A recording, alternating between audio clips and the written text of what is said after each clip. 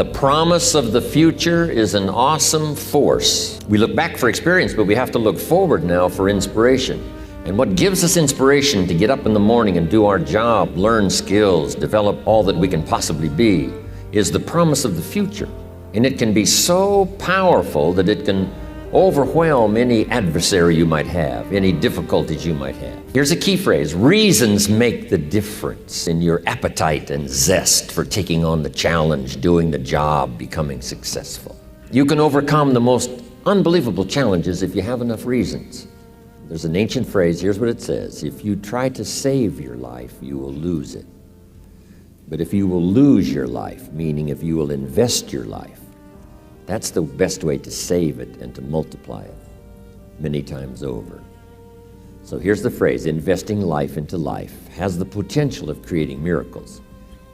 Investing life into life creates a new baby, but investing life into life with ideas, information, association, influence can create enterprise, can create a corporation, can create a business, can create a movement, can create something that benefits many more people than just those few that might have invested in each other's lives.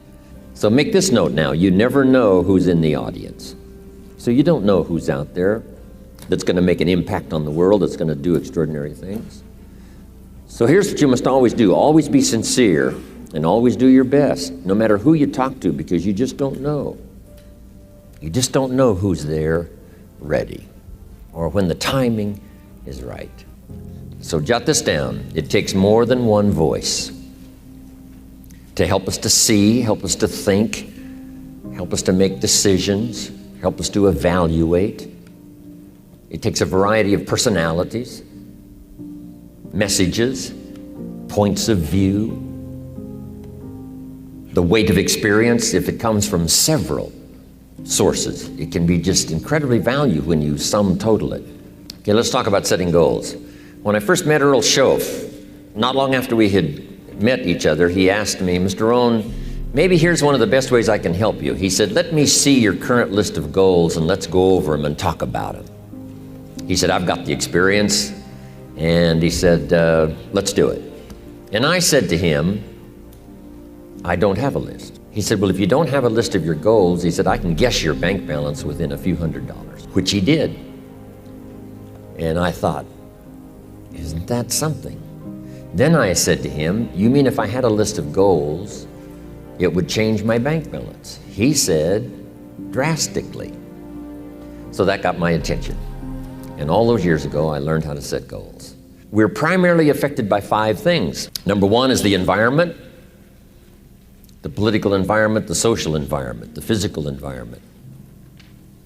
Whatever surrounds us affects us: the city, the country, the countryside, the village, the office, the people. We're constantly affected and shaped by our reaction and decision making. A lot of it depends on the environment. And for the physical environment, we all need to pay attention to that. Make every contribution you can. It's one little small planet. Remember those first pictures from space? Looking back on Earth? It looked so fragile. It looked so small. We thought, wow, so many people live there. How can that be? We must take care of it. It's, right now, it's the only planet we got. Do everything we can. My mama taught me those little things, right? Pick up, don't leave your trash. A little thing like, I remember I got a toothpick once at the cafe, and I took the little cellophane off the toothpick and I just dropped it on the floor. Mama said, no, you wouldn't do that at home. I thought, wow. She said, just put it in your pocket. And then when you get home, you put it in the trash. And somebody said, well, what difference does that make? The little cellophane on the toothpick. Here's what makes the difference: the habit. And the habit makes the difference primarily for you. Now, yes, it makes a contribution, and a little small contribution, by not leaving trash.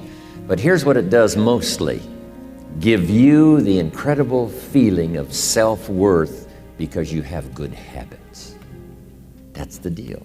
The habit of turning out the lights when you're finished with your hotel room. You leave the hotel room, turn out the lights. It just makes a small contribution, but what if everybody did it? I'm telling you, the energy requirements would be less. You say, well, the hotel gets the benefit. Hey, it doesn't matter to you who gets the benefit. Guess what's the greatest benefit? Being a person of unique habits. Habits that not only make you perform as far as skills are concerned, but habits that make you feel good about yourself. If it's so easy to do, why not do all the easy things that make a contribution? And who knows what the total contribution could be if we all did it. But even if everybody doesn't, if you do it, and if I do it, it just makes us better human beings. It makes us feel better about ourselves. And if I know you do it, it makes me feel better about you. And if you know I do it, I think it makes you feel better about me. Here's 2 excellent questions to jot down. And this is for mature people now, because these are kind of tough questions, especially one. Here's the first question. What's got you turned on? That's a good list to make. Here's what's got me turned on. Here's what's got me up early, staying up late, maximizing my abilities all day long. Here's the list of what's got me turned on. Now here's the next question. What's got you turned off? How come you don't have the zest and the vitality and the appetite for daily accomplishment? I started making a list of the things that had me turned off. And once I got that settled, and then started making a list of what had me turned on and what would turn me on in the future, I'm telling you, my life has never been the same. It was like a revolution, a personal revolution, a 180-degree turn. Wow. I can't say it strong enough. It's easy to get lazy in designing the day and designing the year and designing the future and designing what you want to accomplish and just cross your fingers and hope it'll all work out, that the favorable winds will blow it all your way. I'm telling you, it's not going to happen. Now here's the next exercise. This will take now just a little bit of time. And the question is why? Why are those 4 goals important to you? So make these notes now. When the why gets stronger, the how gets easier.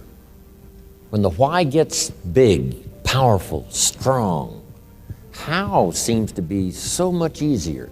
Without a strong enough why, the how seems to be too difficult almost to accomplish. Say, how do you manage your time? Hey, if you had strong and powerful enough goals, you'd figure out how to manage your time. You'd get a book on the subject. You'd do something to manage your time if it was worth it. If it's not worth it, why would you bother studying the art of managing your time if it really doesn't matter? But if it really mattered in the accomplishment of your goals and why you wish to accomplish them, see, you can do anything. You can get up any hour, read any book, take any class, make any change, develop any skill, do any discipline. I mean, you can do it all when this how and the why, or when the why starts to grow. The how gets simple. Little note, maybe one of your goals was to have $1 million home on the hill overlooking Snake River Valley. Okay, that'd be a good goal, $1 million home. Here's the next question. What for? What for? I mean, a house is a house is a house with bricks and wood and walls and roof. The key, yes, $1 million home, that'd be wonderful, but what for? So now jot this down. Purpose is stronger than object. The object would be the house, and that'll pull. That's a worthy goal to go for, the object of the house. But here's a stronger goal, the purpose for the $1 million home. You say, well, it'll be the centerpiece of all the family's activity with all kinds of unique people coming and going and the influence and things will be happening in this place. See, now we're getting somewhere. So if you got that line, it's one of my best for the whole day. Purpose is stronger than object. It's okay to have plenty of objects to go for on your goal list. But always keep asking yourself the question, and sometimes it's good to just write it out. Here's why I want this money. Here's why I want this place. Here's why. And you start developing those reasons. And I'm telling you now, this starts to become incredibly powerful. Some of your goals should be personal development. The person you wish to become. Develop skills that make you attractive to the marketplace. Develop the temperament and the attitude that makes you attractive to the business world. The attitude and the temperament that makes you a splendid father, studying the art. Because here's what's important. It's not what you get that makes you valuable. It's what you become that makes you valuable. I keep saying this year after year for the last 39 years publicly. It's the person you become. The idea of becoming an attractive person, a skillful person, a good friend, a good colleague, a good partner, a good member of the round table, a contributor. See, that's the key, the person you become. I mean, I'm telling you, this stuff changed my life, altered the course of my life. From milking cows to sitting on this stool.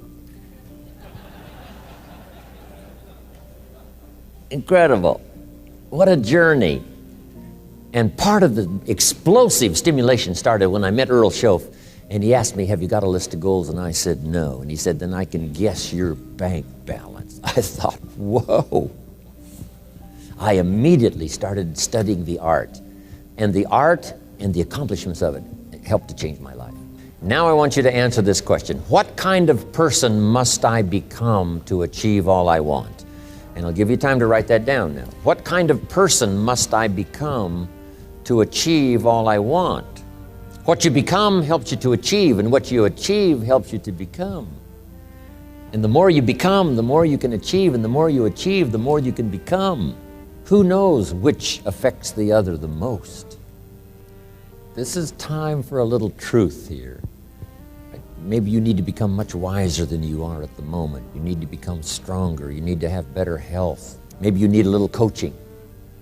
To really become the person I want to become, I'm going to have some coaching. Physical coaching, spiritual coaching, developing skills coaching. To be the influence you want to be, you got to build an incredible reputation.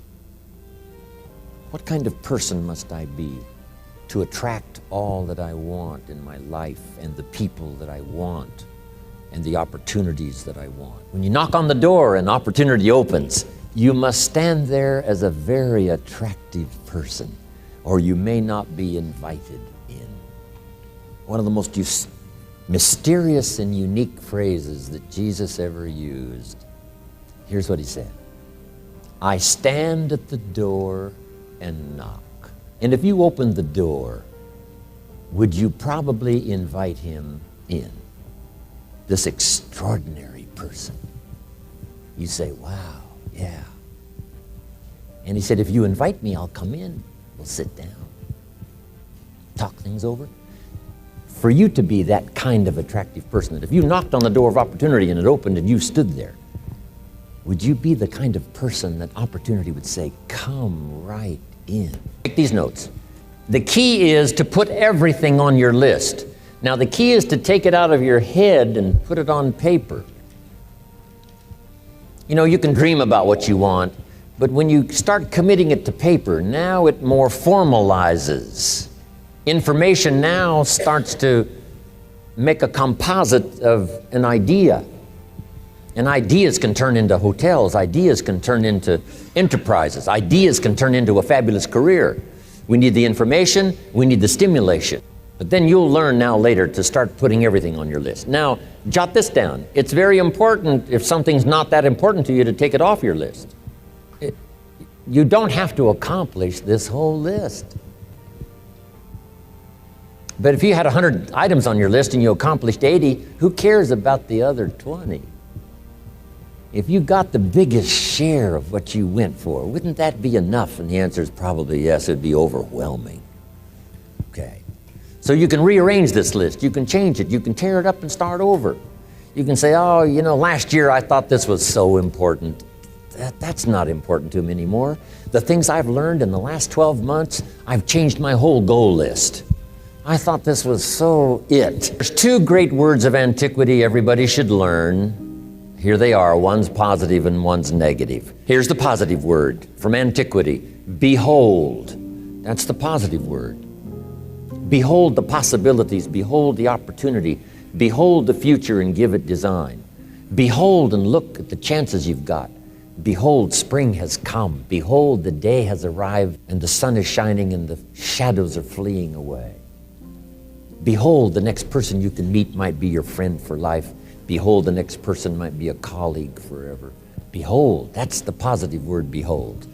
Now, here's the negative word, beware. And now I want to give you a sentence to jot down that's very valuable. Here's what it is. Beware of what you become in pursuit of what you want. Beware. All of our lives we have to deal with behold and beware.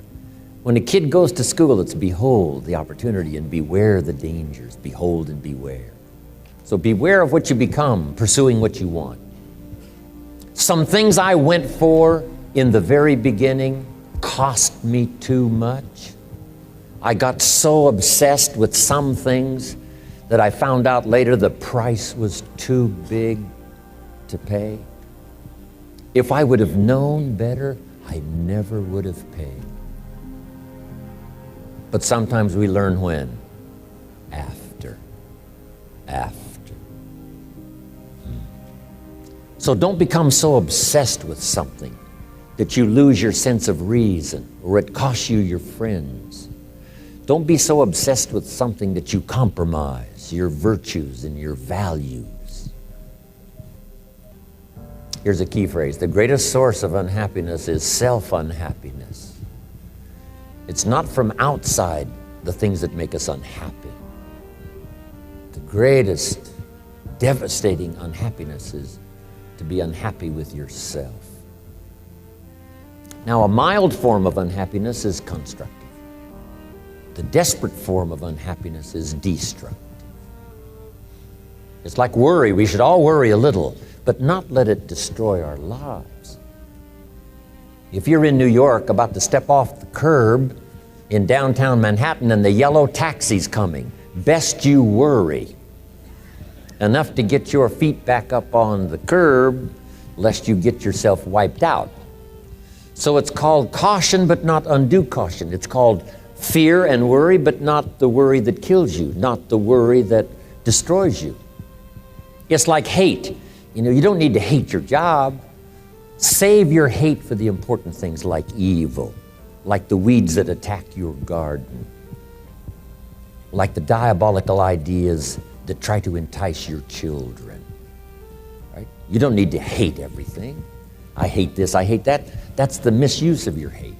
Save it for the things we really must hate. And now here's the last note. If you'll start this glorious journey of being meticulous, deliberate, and hardworking about setting your goals for the day, setting your goals for the month and the year, setting your goals for your family and yourself and your business and your colleagues, start thinking forward. Here's what you will become: a major contributor not only to yourself, but a major contributor to others.